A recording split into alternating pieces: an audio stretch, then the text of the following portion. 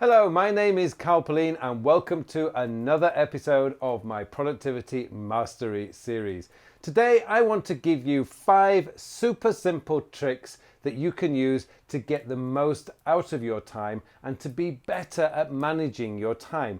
Essentially, how to become a lot more productive. So let's get started with the first one. The first one is simply plan your day before it starts. Use your calendar. Now, what I mean by planning your day before it starts is don't wait until you get to the office, check your email, chat with your co-workers, talk to your boss, and then sit down and plan your day. Plan your day before you leave home in the morning. Now, I found through my own personal experience and trial and error that the best time of the day to plan is the night before. Just take 10 to 20 minutes before you go to bed and make a decision about what are the things you really want to get accomplished tomorrow.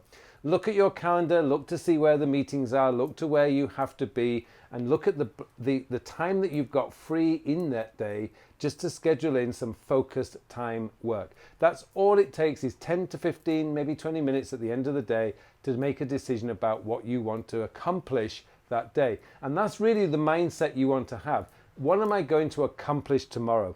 That simple, that one trick is going to really make a difference in your life.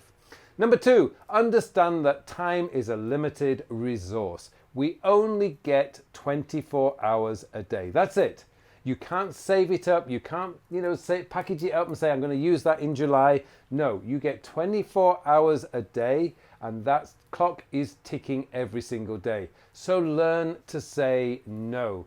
We are often bombarded with invitations to do this and opportunities to talk about this and spending time doing other things. But if it's something that you don't really want to do, or it's something that you're not actually interested in doing, then get comfortable saying no. It's not a bad word, really. And when you start saying no, when you start to learn the benefits of JOMO rather than FOMO, and if you're not sure what JOMO means, JOMO is the joy of missing out, because you can then focus on the things that you want to do. That's going to have another huge impact on your life, because it means that you're spending more of that limited time resource doing the things that you want to do rather than the things that other people want you to do. Sure, there's lots of things that other people want you to do that you want to do, and that's great, do them.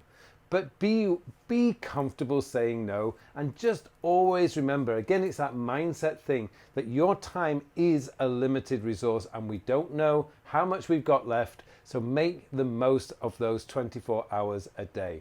Number 3 is don't start the day with email. Now, I'm sure you've heard this one before, because many productivity and time management advice out there says don't start the day with email. Now, there's a really good reason why you shouldn't be starting the day with email, and that is email contains other people's priorities. It contains other people's urgencies and crises, and you don't want to waste an hour or two first thing in the morning dealing with other people's crises. Generally speaking, 99% of us, we're at our peak right in the morning, first thing in the morning. Our brain is fresh, we've had a sleep, we are ready to tackle the most difficult, most challenging parts of our day. That's the time to be focused on that, not email. Now, the other reason why you shouldn't be checking email in the morning is it's actually the quietest time of the day, because first thing in the morning, usually between 8:30 and 10 a.m. in the morning, everybody else is checking their email. So they're not bothering you. So it's giving you 90 minutes where you can focus in on your big tasks of the day. It will give you a super boost if you can actually achieve some of those big jobs that you have lined up for the day. So don't check your email first thing in the morning. Set a schedule to check your email, say at 10 a.m. in the morning, and that means that you can spend the first hour or first 90 minutes of the day focused in on something that's truly important to you and will have a considerable impact on your day. Number 4 is understand what your majors and minors are. Now, this one is vital. There's a lot of things out there that are actually not that important. And if you spend majority of your day dealing with those tiny trivialities in life, then you're not going to get the big things done. What you need to be able to do is to be very quickly able to identify what a major task is and what a minor task is. The goal is to reduce those minor tasks. Now, for me, when I used to be in sales, and I'll give you an example from sales, I understood that the major time was when I was in front of a customer, when I was on the phone talking to a customer, when I was actually with a customer. That was major time because that could result in a sale. Minor time for me was dealing with the admin. Now, the administration department hated me for that, but I did understand that the admin side for me was not actually that important. Now, if I was an admin person, if I was in the finance department, for example, then sure, admin would be my major task because that's what I'm employed to do.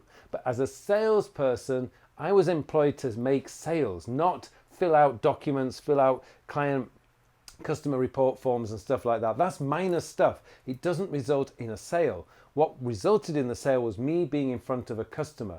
So I was always trying to maximize the time I spent in contact with a customer and minimizing the time that I would be spent on administration. And that's the kind of thinking that you need to look at, is what are the majors and what are the minors? What's the major time and what's the minor time?